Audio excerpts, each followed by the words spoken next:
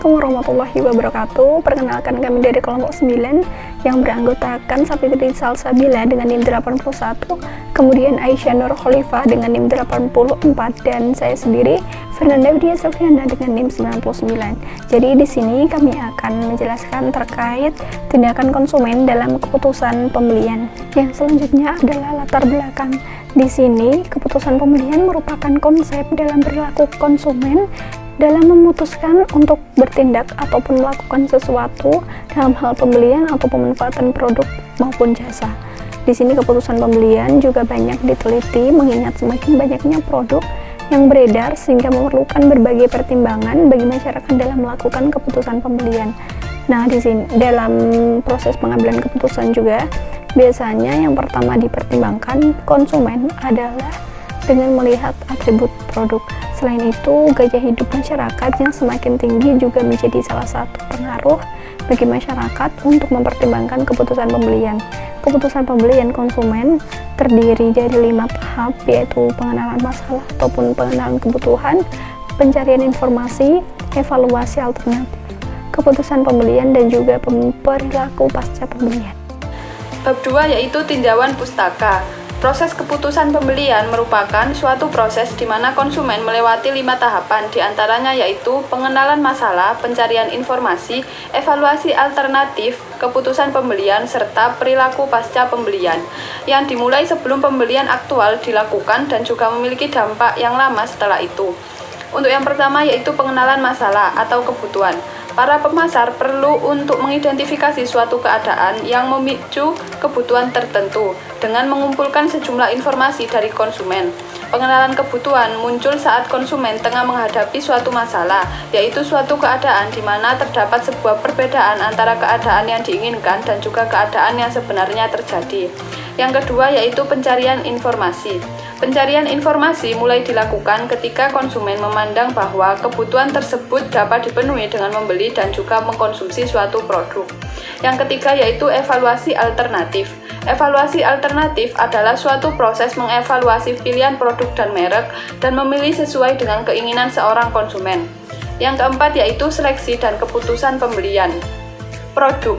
Pada tahap evaluasi alternatif, konsumen membentuk preferensi untuk merek dalam set pilihan. Konsumen juga mungkin untuk membentuk keinginan untuk tidak membeli atau membeli produk yang paling Anda sukai. Dan yang terakhir yaitu perilaku pasca pembelian. Setelah konsumen membeli suatu produk dan menggunakannya, mereka akan mengalami tingkat kepuasan atau kepuasan tertentu. Konsumen dapat secara akurat menentukan apakah produk tersebut sepadan dengan harganya dan apakah mereka ingin membeli kembali dari bisnis yang sama. Pada studi kasus yang pertama di sini artikel internasionalnya berjudul Research Regarding the Purchase Decision Process of Consumer of Food Product yang ditulis oleh Diana Marin pada tahun 2018. Tujuan dari penulisan artikel ini adalah untuk menganalisis tahapan utama dari proses keputusan pembelian produk ataupun jasa tertentu. Sedangkan metode yang digunakan dalam analisis ini adalah metode kerja yang terdiri dari pengumpulan data, pengolahan data, analisis, observasi, dan interpretasi. Berdasarkan analisis yang telah dilakukan, maka dapat disimpulkan bahwa terdapat berbagai jenis keputusan sesuai dengan klasifikasinya berdasarkan keputusan masing-masing dalam rangka penyelesaiannya. Di sini terdapat jenis keputusan diperpanjang, keputusan terbatas, dan juga keputusan batin. Berdasarkan cara pengambilan keputusannya, di sini terdapat dua jenis, yaitu keputusan terprogram dan keputusan tidak langsung diambil. Langkah-langkah yang dilakukan untuk proses pengambilan keputusan pembelian konsumen di sini terdiri dari tahap pengenalan masalah atau pengenalan kebutuhan, kemudian tahap pengumpulan informasi, tahap evaluasi alternatif, dan juga memilih produk serta tahapan evaluasi pasca pembelian. Fase pertama dari proses pengambilan keputusan dalam pembelian produk atau jasa, di sini konsumen memberitahukan adanya perbedaan yang besar terkait dengan usaha untuk memuaskan kebutuhannya. Tapi identifikasi ini harus dipahami pada formasi tentang produk tertentu untuk menilai informasi. Kemudian terkait dengan pencarian informasi di sini dapat dikatakan bahwa terdapat aktivitas fisik dan juga mental sehingga pencarian berlangsung baik secara interior maupun eksterior. Pencarian secara interior di sini melibatkan pemeriksaan pengetahuan yang ada terkait dengan kebutuhan. Kemudian apabila berdasarkan penilaian ini dapat tercapai dengan baik, maka konsumen dapat memulai pencarian informasi dari sumber eksternalnya, misalnya dari teman, keluarga, kolega, media, dan lain sebagainya. Kemudian sebagian besar pembelian di sini tidak direncanakan dengan baik sebelumnya. Setelah konsumen melakukan proses pengambilan keputusan pembelian, maka konsumen akan mengakses pilihan yang mereka lakukan apakah sesuai dengan ekspektasinya atau tidak. Kemudian pada artikel nasional di sini berjudul proses pengambilan keputusan pembelian sayuran hidroponik di Kota Bandar Lampung dengan penulisnya yaitu Sutarni, Lulu Irawati, Bina Unteawati, dan Clara Yolandika. Artikel ini ditulis pada tahun 2018 dan dipublikasikan pada Journal of Food System and Agribusiness. Tujuan dari penelitian ini adalah untuk mendeskripsikan proses pengambilan keputusan dalam melakukan pembelian sayuran hidroponik. Penelitian ini dilakukan di Kota Bandar Lampung, Provinsi Lampung dengan metode purposive sampling atas dasar pertimbangan bahwa Kota Bandar Lampung merupakan ibu kota provinsi yang menjadi sentra perekonomian di wilayah Lampung. Kemudian metode yang digunakan adalah metode kualitatif dengan analisis tahapan proses pengambilan keputusan pembelian konsumen yang digunakan untuk mengetahui perilaku konsumen dalam melakukan pembelian sayur baik hidroponik maupun non hidroponik. Data-data yang diperoleh di sini berdasarkan daftar pertanyaan dari kuesioner yang disajikan dalam bentuk tabulasi dan kemudian dianalisis menggunakan analisis deskriptif. Berdasarkan analisis yang telah dilakukan, maka dapat diketahui bahwa pengambilan keputusan konsumen di sini melalui beberapa tahapan, yaitu pengenalan kebutuhan atau masalah, lalu pencarian informasi, evaluasi alternatif, keputusan pembelian, dan juga perilaku pasca pembelian. Pada tahap pengenalan masalah atau proses kebutuhan, di sini diawali ketika konsumen mulai merasakan dan mengenali adanya kebutuhan akan suatu produk sayuran dan juga berusaha untuk memenuhi kebutuhan masyarakat di Kota Bandar Lampung. Kemudian yang kedua adalah tahap pencarian informasi sayuran. Pada tahap ini konsumen akan melakukan suatu pencarian informasi terkait dengan keunggulan dan juga kekurangan dari sayuran yang mereka konsumsi sehari-hari. Dan tahap yang ketiga di sini evaluasi alternatif. Pada tahap evaluasi alternatif, konsumen menggunakan pertimbangan yang paling baik yang harus diambil dalam memenuhi kebutuhannya, yaitu dengan memilih kriteria-kriteria tertentu dan juga yang relevan dengan keinginan serta kebutuhannya. Pada tahap keempat adalah keputusan pembelian. Pada tahap keputusan pembelian, konsumen mengambil keputusan sayuran apa yang akan mereka beli atau mereka konsumsi di rumah. Dan di sini keputusan pembelian dikategorikan menjadi dua, yaitu pembelian terencana dan juga pembelian tidak terencana. Dan yang kelima adalah perilaku pasca pembelian. Setelah konsumen melakukan pembelian dan juga mengkonsumsi sayuran tertentu, maka akan timbul suatu perubahan dalam menilai sayuran yang dibelinya yang didasarkan pada kenyataan di lapangan. Pada perilaku pasca panen di sini seluruh responden yang membeli sayuran non hidroponik menyatakan. Di sini saya akan menjelaskan secara singkat mengenai studi kasus dari dua artikel. Yang pertama untuk jurnal internasional dengan judul Driven Factors for Purchasing Decision and Satisfaction of Organic Rice Consumer on Supermarket, a study in Indonesia, yang ditulis oleh Kuswarini dan kawan-kawan pada tahun 2021. Penelitian ini bertujuan untuk mendapatkan faktor pendorong utama yang dapat dijadikan pertimbangan penting dalam usaha beras organik. Dalam keputusan pembelian beras organik, terdapat beberapa tindakan, diantaranya adalah yang pertama, pengakuan kebutuhan. Secara umum, 64,7% responden mengkonsumsi beras organik karena mereka mempertimbangkan manfaat dari beras organik. Yang kedua adalah mencari informasi. Mayoritas konsumen sebanyak 52,9% mengetahui manfaat beras organik melalui media cetak dan elektronik.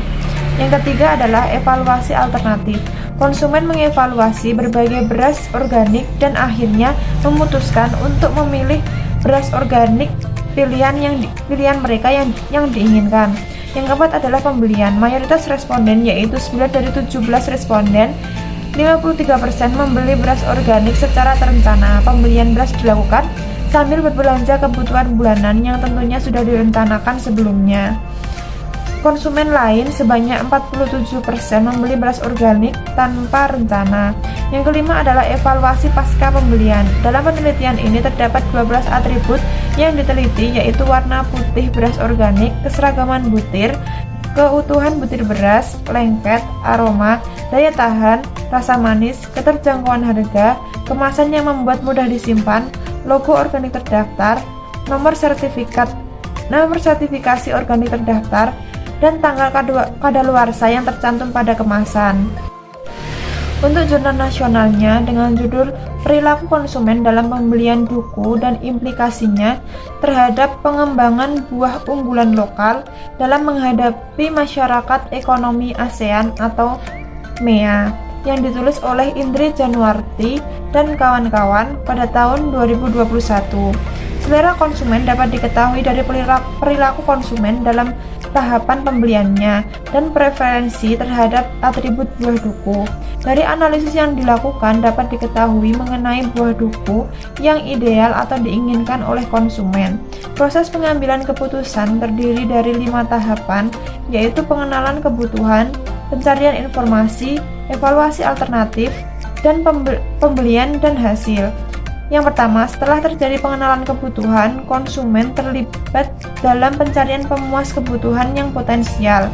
Yang kedua adalah berdasarkan informasi yang diperoleh dari responden diketahui sumber informasi berasal dari pasar, keluarga, toko eceran, dan kebun sendiri. Yang ketiga adalah evaluasi alternatif, yang mana merupakan proses di mana suatu alternatif pilihan dievaluasi dan dipilih untuk memenuhi kebutuhan konsumen. Pertimbangan responden dalam membeli buah duku adalah rasa, harga, ketersediaan, warna, banyak spot atau bercak hitam, ukuran buah, ukuran biji, warna daging buah, dan kemasan. Yang keempat adalah pembelian. 59% responden mengatakan bahwa media yang paling mempengaruhi dalam pembelian buah duku adalah pedagang buah baik yang berada di pasar tradisional, toko buah, ataupun di supermarket. Urutan terbanyak kedua adalah dari keluarga sebesar 38%, yang mana hampir seluruh responden dari keluarga mengaku bahwa seluruh anggota keluarganya menyukai buah duku, dan berasal dari pengaruh lainnya sebanyak 3%. Yang kelima adalah pasca pembelian. Setelah melakukan pembelian, konsumen akan menilai apakah hasil yang didapatkan tersebut memuaskan atau tidak. Kepuasan konsumen dapat menimbulkan loyalitas terhadap buah duku yang telah dibeli. Berdasarkan 2 artikel yang telah direview, keduanya memiliki kesamaan, yaitu membahas mengenai proses pengambilan keputusan yang terdiri dari 5 tahapan, yaitu pengenalan kebutuhan, pencarian informasi, evaluasi alternatif, pembelian, dan pasca pembelian. Pada artikel internasional, metode analisis yang digunakan adalah Importance Performance Analysis atau IPA untuk mengidentifikasi atribut yang dipertimbangkan konsumen, dan Consumer Satisfaction Index atau CSI untuk mengidentifikasi tingkat kepuasan konsumen. Sedangkan pada artikel nasional, metode yang digunakan dalam penelitian ini adalah metode survei. Untuk studi kasus yang selanjutnya pada artikel internasional dengan judul Farmer Decision Analysis to Select Certified Palm Oil Seedling in Lampung, Indonesia. Kelapa sawit merupakan produk pertanian tersukses kedua di Indonesia setelah beras. Kelapa sawit juga merupakan komoditas ekspor pertanian terbesar di Indonesia. Permintaan minyak sawit dunia telah berkembang pesat dalam beberapa dekade terakhir, dengan produksi minyak sawit saat ini diperkirakan lebih dari 45 juta ton. Proses pengambilan keputusan petani dalam menggunakan benih sawit bersertifikat atau tidak bersertifikat melalui 5 tahap, yaitu pengenalan masalah atau kebutuhan, pencarian informasi, evaluasi alternatif, keputusan pembelian, dan perilaku pasca pembelian. Untuk pengenalan masalah, proses penggunaan benih sawit bersertifikat ketika petani mulai merasakan dan mengenali kebutuhan akan produk benih. Yang kedua yaitu pencarian informasi, melakukan penyuluhan tentang kelebihan dan kekurangan benih yang akan digunakan di usaha taninya. Yang ketiga yaitu evaluasi alternatif, petani membuat pertimbangan terbaik untuk diambil dengan memilih kriteria tertentu yang relevan dengan keinginan. Yang keempat yaitu keputusan pembelian. Petani memutuskan benih apa yang akan digunakan di kebunnya. Dan yang terakhir yaitu pasca pembelian. Pengambilan keputusan penggunaan benih sawit bersertifikat atau tidak bersertifikat oleh petani melalui 5 tahapan, yaitu pengenalan masalah atau kebutuhan, pencarian informasi, evaluasi alternatif, keputusan pembelian, dan perilaku pasca pembelian. Perbedaan pengambilan keputusan antara benih kelapa sawit bersertifikat dan petani benih bersertifikat tidak terdapat pada motivasi penggunaan benih, yaitu motivasi petani benih bersertifikat karena kualitas yang baik, sedangkan petani tidak bersertifikat karena harganya terjangkau. Untuk jurnal nasionalnya dengan judul Pengambilan Keputusan Petani Terhadap Penggunaan Benih Bawang Merah Lokal dan Impor di Cirebon, Jawa Barat. Bawang merah merupakan salah satu komoditas sayuran yang memiliki nilai ekonomis tinggi, ditinjau dari sisi pemenuhan konsumsi nasional, sumber penghasilan petani, dan potensinya sebagai penghasil devisa negara. Selain itu, bawang merah termasuk salah satu komoditas sayuran unggulan nasional yang telah lama diusahakan petani secara intensif. Proses pengambilan keputusan petani dalam menggunakan benih bawang merah lokal maupun impor melalui 5 tahapan, yaitu pengenalan masalah atau kebutuhan, pencarian informasi, evaluasi alternatif, keputusan pembelian, dan perilaku pasca pembelian. Yang pertama yaitu pengenalan kebutuhan. Proses penggunaan benih bawang merah diawali ketika petani mulai merasakan dan mengenali adanya kebutuhan akan produk suatu benih. Yang kedua yaitu pencarian informasi. Petani melakukan pencarian informasi mengenai keunggulan dan kelemahan benih yang akan dipergunakan pada usaha taninya. Yang ketiga yaitu evaluasi alternatif. Yang keempat yaitu keputusan pembelian, dan yang kelima perilaku pasca pembelian. Untuk perbedaan pengambilan keputusan antara petani menggunakan benih lokal dan impor terdapat pada manfaat yang dicari petani, yakni pada petani pengguna benih lokal untuk meningkatkan kualitas produksi, sedangkan bagi petani pengguna benih impor untuk meningkatkan jumlah produksi. Berdasarkan 2 artikel yang telah direview di atas, keduanya memiliki kesamaan, yaitu membahas mengenai proses pengambilan keputusan yang terdiri dari 5 tahapan.